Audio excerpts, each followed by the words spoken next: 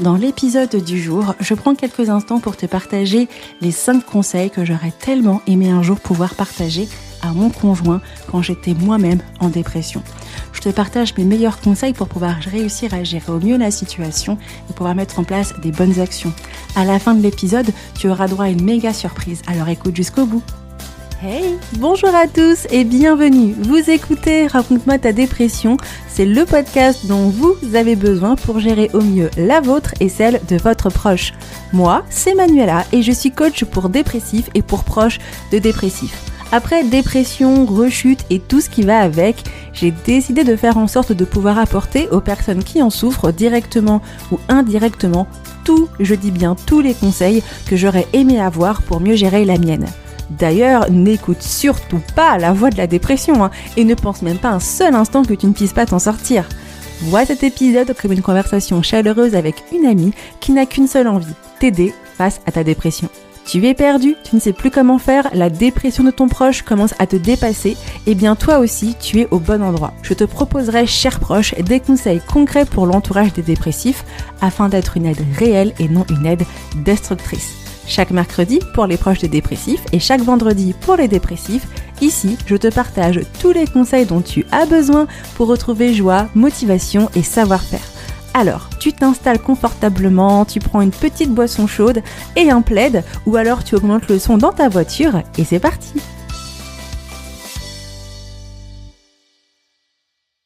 Hello cher conjoint, j'espère que tu vas bien. Bienvenue à toi dans l'épisode du jour. Aujourd'hui, je vais te partager des points qui sont pour moi très importants, des choses que j'aurais personnellement voulu offrir à mon conjoint quand j'étais moi en dépression. Quand tu vis avec quelqu'un qui souffre de dépression, que tu es en couple avec une personne qui souffre de dépression, c'est difficile de voir son couple se casser la figure, n'est-ce pas ? C'est pas forcément évident parce qu'on essaye de faire de son mieux pour que la relation puisse tenir, mais on le sait très bien, la dépression est une épreuve dans le couple et c'est quelque chose qui n'est pas forcément toujours évident à rechercher. Et malgré des fois tous les efforts que l'on peut mettre en place, rien ne peut sembler fonctionner. En fait, souvent cette situation, elle vient pas parce qu'on ne connaît pas la dépression, pas parce qu'on ne connaît pas son partenaire, mais parce qu'on est face à quelqu'un qui change, à quelqu'un qui se transforme. Et on oublie quelquefois qu'on est face à une personne qui n'est plus la même. Ainsi, on se retrouve un petit peu dans la panique. On peut se sentir perdu, impuissant, et même quelquefois, à force de se retrouver avec du rejet et encore du rejet, on peut en avoir un peu marre et avoir envie de tout lâcher. Dans certaines situations, on se pose même la question, est-ce que je prends assez soin de moi face à ce qui se passe en fait ? Alors, voir son partenaire se murer dans le silence et s'éloigner jour après jour, c'est pas évident. Et quand on nous dit, mais avec la dépression, il faut que tu patientes, ça aussi, c'est pas évident. Ce que moi, j'essaie de partager sur le podcast, c'est pas qu'il faut patienter avec un dépressif, mais comprendre son fonctionnement pour mettre en place une attitude qui va permettre que la relation puisse tenir. Quand j'explique que le dépressif peut avoir du rejet vers son partenaire, c'est-à-dire le fait qu'il va le repousser, les gestes d'affection, les gestes d'amour, le fait aussi qu'on parle de la remise en question du couple, parce qu'un dépressif peut se retrouver avec de l'apathie, l'incapacité de ressentir des émotions, le fait qu'on se retrouve avec quelqu'un qui du coup refuse d'avoir une thérapie, toutes ces choses-là sont tout simplement des explications du comportement de la dépression. Maintenant, la grande question qu'on essaie de savoir, c'est face à tout ce bazar, comment est-ce que notre couple tient ? Comment est-ce que je mets mes limites ? Comment est-ce que je mets en place des bonnes choses ? Comment est-ce qu'on réussit à cohabiter quand on est 2 colocataires sous le même toit ? Comment est-ce qu'on peut réussir à être une relation si je ne reçois pas de messages parce qu'on ne vit pas ensemble ? C'est ces questions-là, en fait, qu'il faut se poser. Eh bien, il y a un truc que j'aime beaucoup partager avec les personnes que j'accompagne, c'est qu'en fait, toutes ces questions-là, ce sont des questions que je me suis posées avec mon conjoint. Alors, pourquoi je me suis posé ces questions avec mon conjoint ? Car c'est moi, Manuela, celle qui t'envoie des épisodes de podcast tous les mercredis, qui a été en dépression. Et j'ai eu tous les comportements, vraiment tous les comportements que l'on peut trouver chez quelqu'un en dépression. Refus de soins, perte de sentiments, remise en question du couple, rejet. J'ai vraiment eu tous ces comportements un peu difficiles et j'ai même parlé de séparation plusieurs fois. En fait, avec la maladie, je me suis retrouvée en fait complètement perdue et j'ai eu toutes ces réactions qui sont naturelles en fait avec quelqu'un qui est en dépression. Même si ces réactions sont naturelles, c'est-à-dire expliquées par la dépression, ça ne veut pas dire que mon chéri est en mode «Oh, mais ne t'inquiète pas, ma Manu, je sais que tu m'aimes et que notre couple triomphera du mal». Non, on s'est retrouvés avec des moments où ça a été très dur. Il a été rejeté, il a été oublié, il a été vraiment fracassé par tous ces comportements qui n'ont pas été simples. Et moi, comme je le dis, la dépression, en fait, elle a été un véritable, vraiment, coup de massue sur notre relation. Après, beaucoup de gens me demandent: «Manuela, mais comment vous avez tenu? Comment vous avez fait?» Ben, je pense qu'on a survécu, surtout, et qu'en fait, le fait d'avoir survécu m'a permis aujourd'hui de pouvoir comprendre un peu ce que la dépression fait dans le couple. Le fait qu'on ait survécu, le fait que j'ai dû me racheter dans mon comportement. Alors, mon conjoint ne m'a jamais demandé ça, mais d'une certaine manière, moi, c'est quelque chose que j'ai toujours essayé de faire. Le fait d'essayer de comprendre ce qui s'est passé, d'être dans cette quête de compréhension, m'a permis en fait de comprendre les leçons qu'on a tirées et qu'est-ce qui a fait qu'on a réussi à s'en sortir. Après, il y a des comportements où malheureusement ça a abîmé notre relation parce qu'on n'avait personne pour nous expliquer tout ça. En fait, dans cet épisode de podcast, je suis en fait cette Manu qui aimerait, il y a peut-être 8 ans, m'asseoir à côté de mon conjoint et lui dire: «Écoute, voilà ce qui se passe. Ta femme, elle est en train de te rejeter, elle a besoin de parler de séparation, elle est, complètement perdue, elle sait pas quoi faire, elle n'arrive pas à communiquer, en plus c'est une évitante qui a besoin d'espace, qui a besoin d'être seule.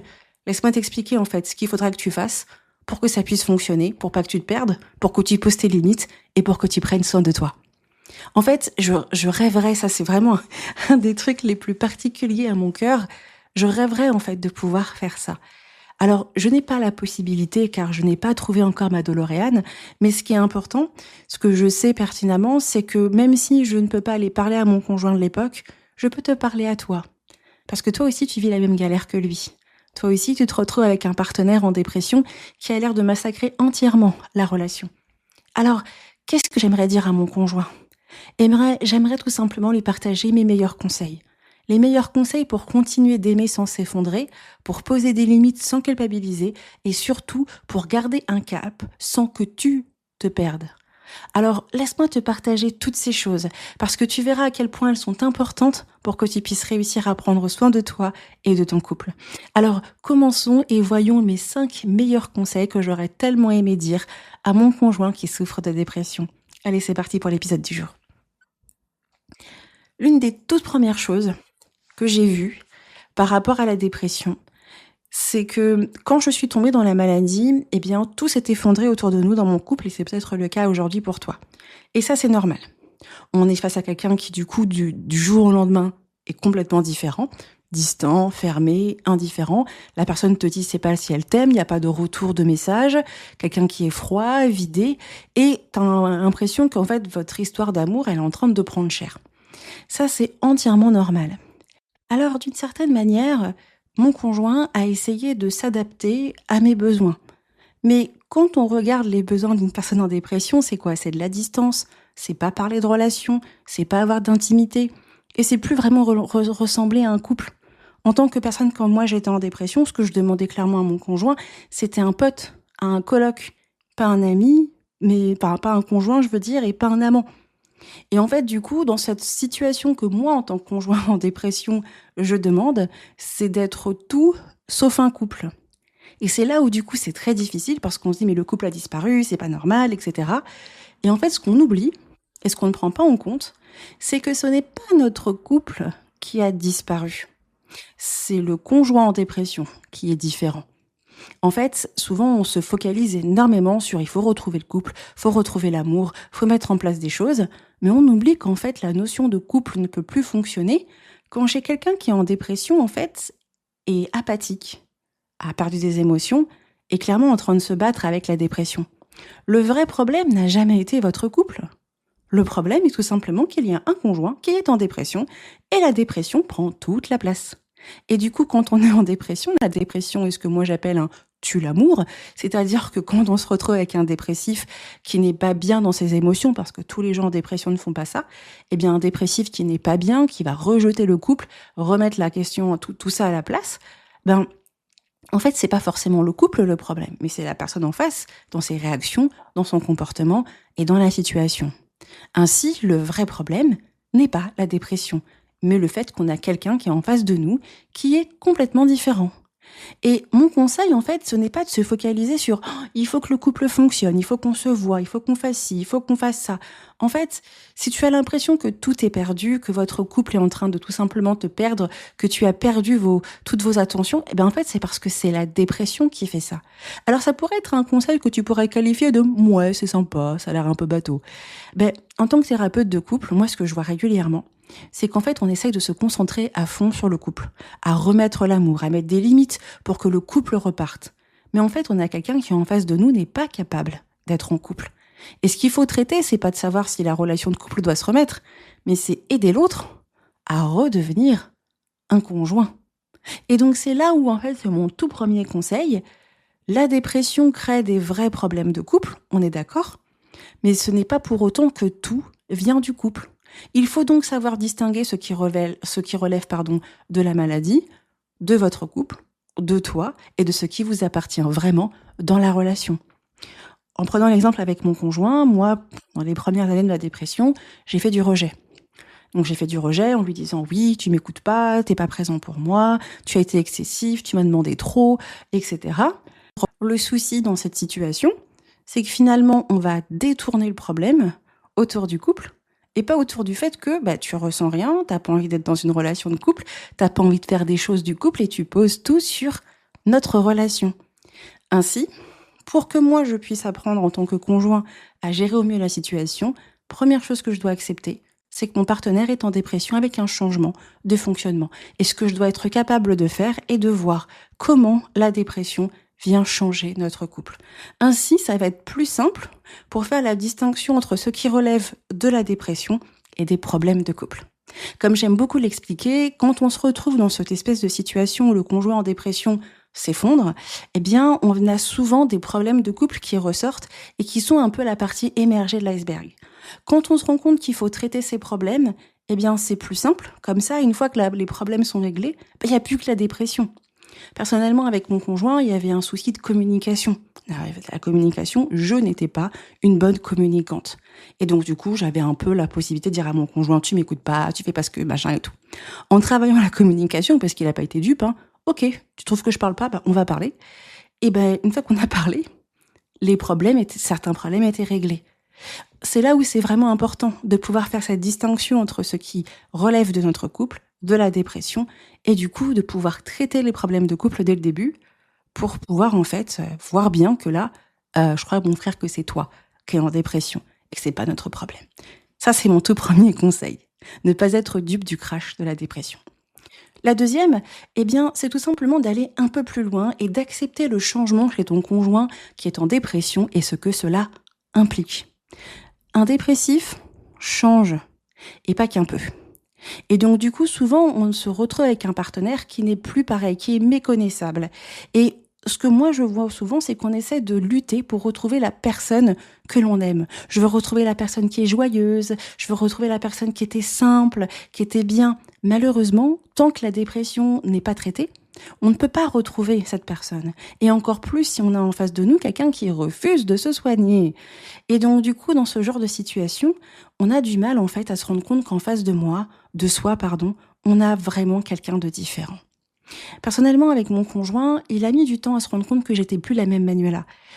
Et c'était ça qui était un petit peu différente parce que lui, ce qu'il souhaitait, c'était retrouver cette Manu joyeuse des débuts, spontanée, qui fait des blagues, etc.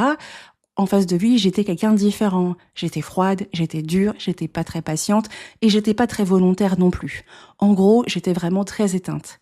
C'est injuste, c'est frustrant, c'est douloureux parce que t'as pas signé pour ça quand t'as pris la relation. Toi, t'as signé pour la personne qui n'est pas en dépression. Mais quand tu refuses de voir qui est vraiment ton partenaire, que cette personne ne fonctionne plus comme avant, tu restes accroché à ce que j'avais appelé malheureusement une illusion. et tu souffres doublement. Parce que c'est pas comme si, en fait, d'une certaine manière, on mettait de côté la dépression. Je suis pas en train de dire que tu ne dois pas cultiver l'espoir que ton partenaire aille mieux. C'est pas ça non plus. Il y a cet espoir, c'est important de l'avoir, en fait. Mais il faut accepter que ton conjoint n'est pas bien, que ton conjoint ne se reviendra pas à la même personne avant un certain moment pour pouvoir, en fait, s'adapter à la dépression et pouvoir, en fait, définir ce qui est tolérable et intolérable. Souvent, quand les gens viennent me voir en thérapie, c'est parce qu'ils sont arrivés à bout et qu'ils ont absolument laissé beaucoup de choses passer et que du coup, à un moment donné, ils arrivent, ouais, je peux plus en fait. C'est dès ces moments-là, dès qu'on voit la dépression chez le partenaire, que c'est dans ces moments-là où il faut commencer à mettre en place des limites. Par exemple, il s'est passé une situation qui personnellement m'a toujours choquée.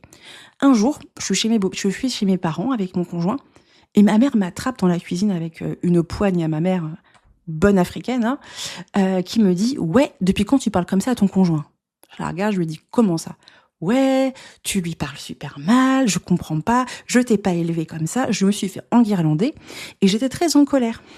Je monte dans la chambre dire à mon conjoint « Ouais, ma mère, elle a osé dire que je te parlais mal. » Et mon mec, il me dit « Ok, d'accord, elle t'a dit ça ? Bah, tu sais, elle a pas tort. » Et en fait, c'était la douche froide.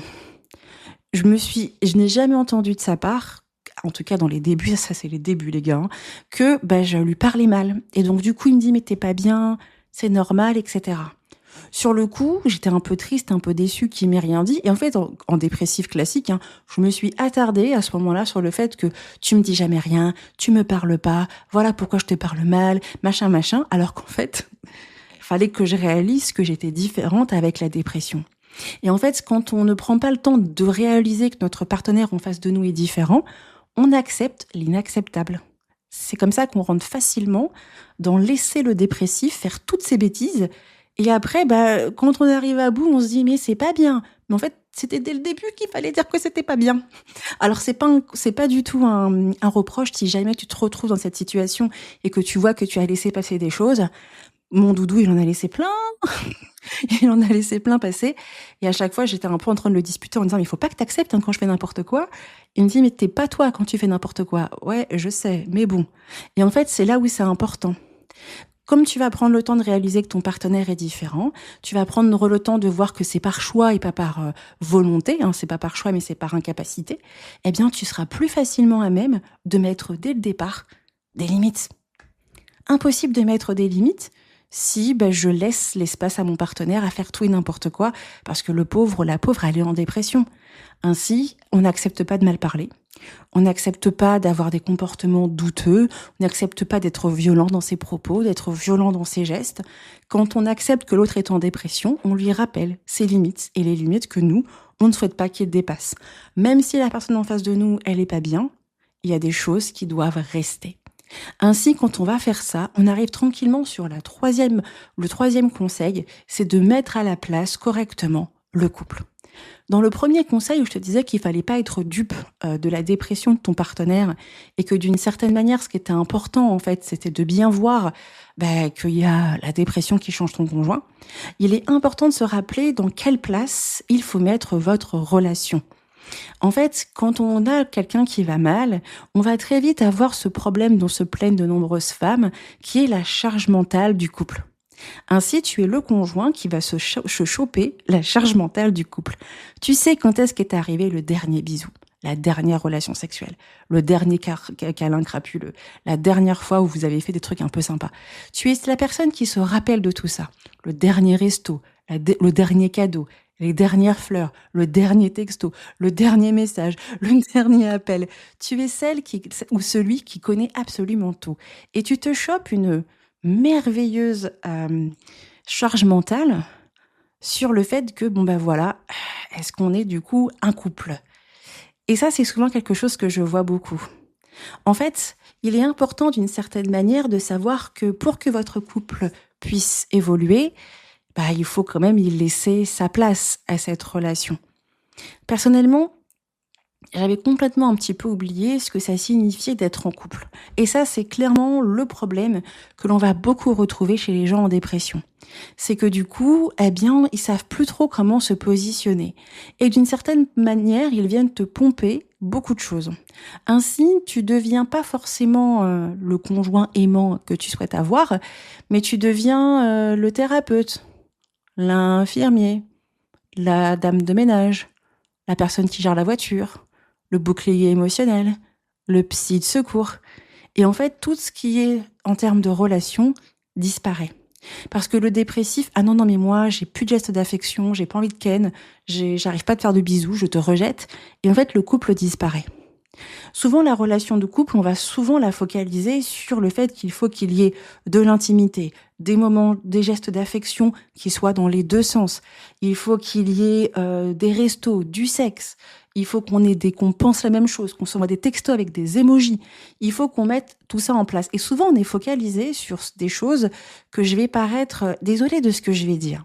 Mais je pense que je vais le dire en tant que thérapeute de couple. Ce sont des choses qui sont très importantes, mais qui n'ont plus leur place avec la dépression pour le moment.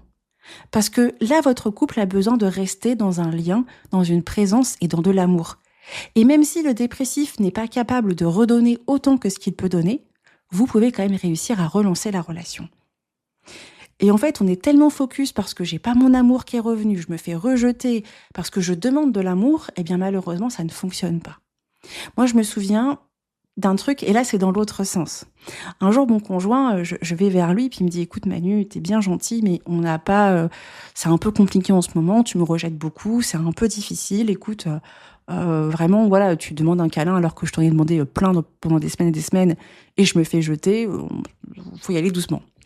Et ça m'avait choquée. Bon, encore une fois, en tant que Manu avec un sale caractère, ça m'avait clairement énervée et j'ai failli m'agacer. Et je me rappelle de cette situation parce que ça, j'étais plutôt on était plutôt vraiment vers la fin de la dépression, donc j'avais compris beaucoup plus de choses et le couple était un petit peu reparti.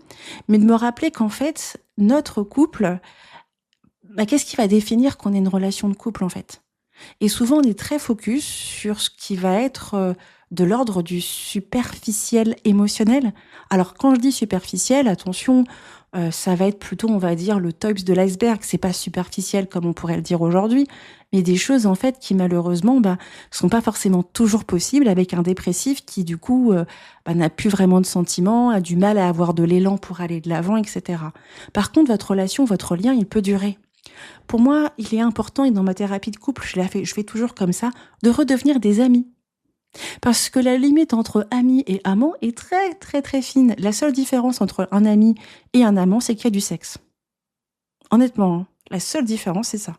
Et du coup, on peut être dans un couple sans sexe pendant une certaine période de temps. Ça, c'est une certaine réalité quand le dépressif n'a plus de libido, que ce soit par la dépression ou par le traitement.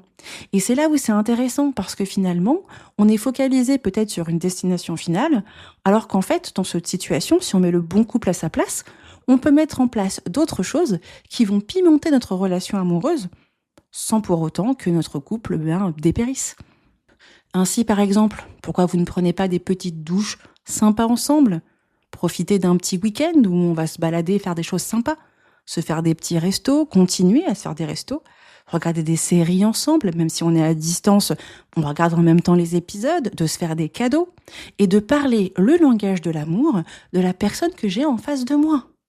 Moi, je sais souvent que je vois en thérapie de couple des gens qui me disent « Mais moi, mon langage de l'amour, c'est le toucher et les cadeaux. » Et moi, je dis « Mais c'est quoi le langage de l'amour de ton partenaire ?» Les paroles valorisantes, par exemple, ou les services rendus. C'est moins canon. J'avoue, c'est moins canon. Mais par contre, si je te fais ta lessive, que je te range ta voiture, que par exemple, je te fais envoyer un colis Amazon parce que tu n'as plus de bouilloire, que je te fais plein de petits gestes comme ça, je te donne des services rendus, et en fait, je fais en sorte que le couple continue. Alors oui, on n'a pas la sexualité débordée du départ. On n'a pas le moment connecté du truc, mais il y a toujours du lien, il y a toujours de la présence et il y a toujours de l'amour. Ainsi, on nourrit le couple qui n'est pas tout simplement lié sur le fait qu'il faut que j'envoie un texto avec des émojis. Et ça, c'est important. Et donc, du coup, ce ne sera pas du sacrifice silencieux, mais on va travailler ensemble pour que la relation puisse fonctionner. Et ça, c'est une bonne chose. Si notre couple trouve sa place, où finalement, ce qui va rester de la relation puisse fonctionner, eh bien, ça va me permettre à moi de garder ma place. Et ça, c'est un point important, c'est le 4e conseil que je peux donner. ne deviens jamais le thérapeute de ton partenaire ou de ta moitié, en fait, tout simplement. Et que le plus important, en fait, dans la relation, eh bien, c'est de réussir à avancer. Alors forcément, tu vas t'interroger. Est-ce qu'on est vraiment un couple par rapport à cette chose très limitée? Est-ce que mon partenaire m'aime toujours ou est-ce que je suis juste une habitude? Ou est-ce que ça vaut le coup que je me batte tout seul? Ces questions, mon cher conjoint, elles sont tellement, tellement, tellement, tellement légitimes. C'est entièrement normal, en fait. Que sache que personnellement, je sais que mon conjoint s'est posé beaucoup de fois ces questions et qu'il me les a déjà données en pleine tronche. Et en fait, pendant que j'étais enfermée dans ma bulle un petit peu vide, d'une certaine manière, c'était compliqué parce que moi, je ne parlais pas d'amour, je parlais pas de nous, je parlais pas de projet, je parlais pas de tout ça. Mais en fait, ce qui a été important, c'est que lui a pu retrouver sa place, ou plutôt créer sa place, pour créer un espace dans le couple. Et en fait, dans la continuité du conseil précédent, c'est de mettre en place des actions qui vont permettre à la relation de tenir, de rester douce, de rester régulière et de rester humaine. Pour cela, des micro-connexions. Et des micro-connexions qui ne sont pas forcément toujours « tiens, je te prends dans mes bras »,« tiens, je te fais un geste d'affection ». C'est vrai que l'amour est important, mais pendant un certain temps, ça peut être plutôt du style « on se prend un café ensemble ». Ou tiens, on va aller marcher ensemble, ou on se prévoit tel week-end du 14 février, on va aller se faire un week-end, je sais pas moi, un week-end amoureux. Même si l'autre n'est pas forcément toujours dans la possibilité, proposer des actions qui sont simples peuvent faire beaucoup de bien. Ainsi, c'est intéressant d'avoir ces micro-connexions. Et puis de garder une bonne communication. Souvent, quand on n'arrive pas à parler avec un dépressif, moi, le grand conseil que je donne, c'est la communication indirecte, par texto, par lettre, par post-it. Ça permet d'une certaine manière de garder une relation et de pouvoir réussir à ce que ça puisse fonctionner au plus haut, vraiment important. Et par rapport à tout ça, pour que tu ne restes pas non plus à ne pas savoir où est ta place, il est important de pouvoir aussi préserver ton espace personnel. Continuer à voir tes amis, continuer à faire des choses, etc. Alors des fois, tu pourrais être un peu énervé parce que tu vas voir que ton partenaire en dépression est quand même capable d'aller faire des soirées avec ses potes, avec ses amis, qu'il y a beaucoup de personnes de l'autre sexe autour de lui ou quelqu'un qui est clairement du même sexe autour de lui et ça rend fou. Eh bien, c'est intéressant de pouvoir poser ses limites, de rappeler le cadre. On se l'a dit dès le départ. On ne doit pas laisser quelqu'un qui est en dépression avoir des comportements que je ne trouve pas ça correct. Et d'en discuter avec beaucoup de respect. J'ai le droit d'être à l'écoute, mais moi, si tu me dis que tous les week-ends, tu fais un week-end avec 25 nanas qui sont plus belles que moi et moi, j'ai pas confiance en moi, on en parle. Ça ne veut pas dire que ton partenaire n'ira peut-être pas faire son week-end avec les 25 nanas, mais ça veut dire que ce sera quand même validé, que j'ai un petit peu peur et que l'autre peut dire fais-moi confiance. Mais c'est là où on va poser ses limites. Dans la confiance, j'ai besoin que tu rentres à telle heure, que tu aussi sois présent pour moi et que tu sois là aussi pour me rassurer. Et oui, on peut demander ça à quelqu'un qui est en dépression. Même si ton partenaire va mal, il est important de pouvoir avoir une communication franche l'un avec l'autre. Je me rappelle d'une personne qui, il n'y a pas très longtemps, m'a posé la question, est-ce qu'il faut insister quand on demande quelque chose à quelqu'un qui est en dépression? Pour moi, il faut faire preuve de maîtrise et savoir faire preuve de réflexion. Ainsi, en utilisant sa capacité de réflexion, à nous de voir si c'est judicieux ou pas. Il ne peut pas y avoir malheureusement de fais ci, fais ça, fais ci, fais ça, car en face de toi, il y a quelqu'un qui du coup doit apprendre à gérer la situation. Et vraiment, en mettant en place ses limites et en mettant en place des actions, des petits projets, des projets simples pour garder le lien, célébrer des victoires, célébrer vos anniversaires de date, etc. C'est vraiment quelque chose qui est important. Quand on va mettre en place toutes ces actions pour que le couple puisse retrouver sa place, ça va nous permettre de revenir encore une fois sur des limites à ne pas dépasser. Mon dernier conseil est en fait le fait que quand on a un conjoint qui est en dépression, souvent, je vois beaucoup de personnes accepter l'inacceptable. Il y a pas mal de personnes qui, quand ils viennent me voir, ils sont à bout parce que pendant très longtemps, le partenaire en dépression a fait un peu n'importe quoi. Il te parle mal, il t'ignore, il te répond pas, te rejette froidement, t'humilie, te fait peur, te fait douter de ta valeur. Tous ces comportements-là ne sont pas sains et normaux. Même si la dépression peut expliquer qu'on a quelqu'un qui est un petit peu, négatif, qui a du mal à gérer la situation, etc. C'est pas parce que ton partenaire est malade, c'est parce que ton partenaire est en dépression que l'on doit accepter absolument tout. Même en dépression, ton partenaire est responsable de la manière dont il te traite. Ainsi, Quand on se retrouve à une situation où c'est pas normal, eh bien on met les choses à plat et on fait en sorte que les respects ne partent pas. Moi, j'avais vraiment, comme je disais tout à l'heure dans l'exemple que ma mère m'avait disputé sur le fait que je parlais mal à mon conjoint, moi, j'avais dit à mon conjoint, il faut que tu me dises quand ça ne va pas. Alors, ça pique. C'est pas facile quand notre partenaire nous dit ce qui ne va pas, mais il faut le faire. Ainsi, ose poser tes limites avec calme, avec respect, mais avec conviction. Tu n'as pas à tolérer tout pour prouver l'amour que tu as vers ta moitié. Et ce n'est pas en t'effaçant que tu vas pouvoir aider à aller mieux. Le plus important est vraiment de réussir à mettre en place un cadre et de prendre soin de toi. Quand on a quelqu'un qui est en dépression, qui a vraiment un caractère, un comportement qui est malsain, qui est violent, qui n'est pas respectueux, qui est insultant devant vous, devant vos enfants, ou alors un partenaire qui attend que ce soit que toi qui fasses les efforts ou qui soit vraiment trop exigeant par rapport à la situation, il faut mettre un cadre. Quand on a un dépressif qui dit « ouais, de toute façon, je t'ai jamais aimé, ça a toujours été mal comme ça, etc. » Non, on n'accepte pas. On n'accepte pas. Parce que t'as pas à parler mal comme ça, quoi que j'ai fait de pas bien dans une relation. Mettre un cadre, c'est non négociable. Et quelquefois, c'est à nous de réfléchir. Est-ce que vraiment, on se doit en fait de supporter tout ça? Il est donc important, et quelquefois non négociable, de savoir se préserver, se protéger d'un partenaire qui peut être, même si qu'il est en dépression, qui n'a pas à dépasser autant de limites. Pour réussir à gérer toutes les difficultés que peut apporter la relation, que ce soit le fait qu'on ait quelqu'un qui a perdu ses sentiments, qui refuse de se soigner, qui d'une certaine manière fait pas mal de rejets, parle de séparation. J'ai créé la formation il y a maintenant plus d'1 an qui s'appelle Mission Turbulence.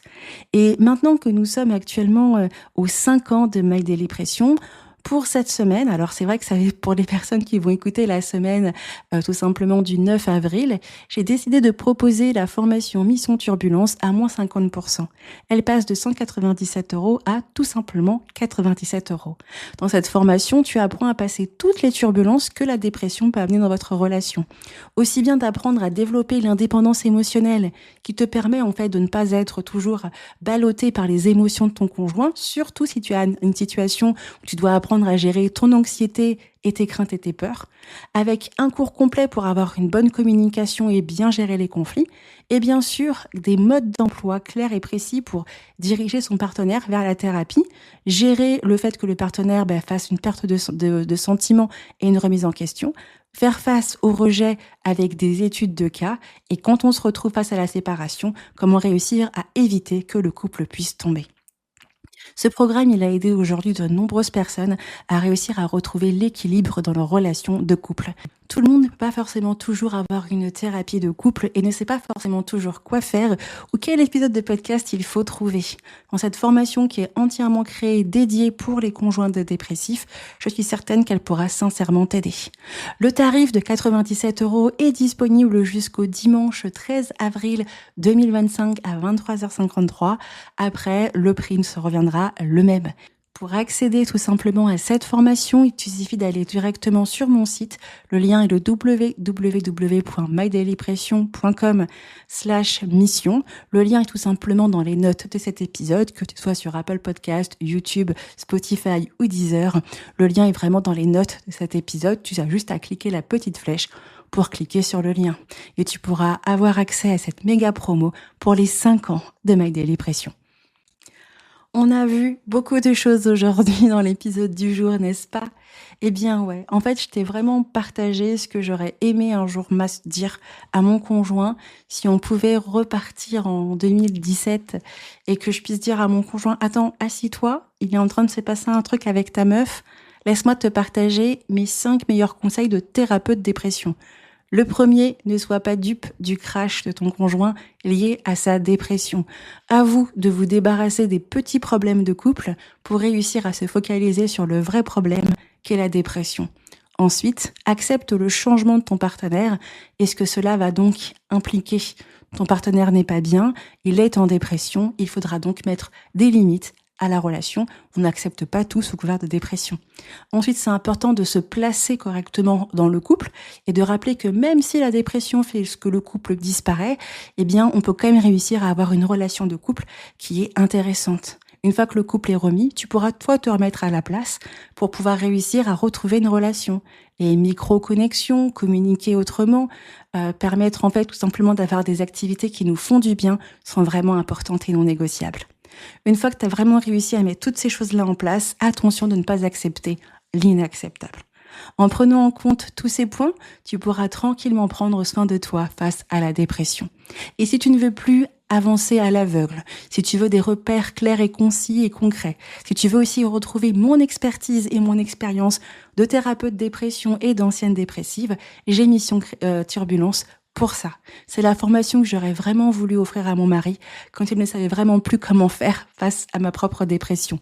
Dedans, tu retrouveras tout ce que moi j'ai appris pour comprendre ton partenaire, te protéger et garder le lien sans exploser. Le lien est dans les notes de cette vidéo. Merci à toi d'avoir écouté l'épisode de podcast jusqu'au bout. J'espère sincèrement qu'il t'a plu et je te dis à la semaine prochaine, cher conjoint, pour un nouvel épisode. Ciao!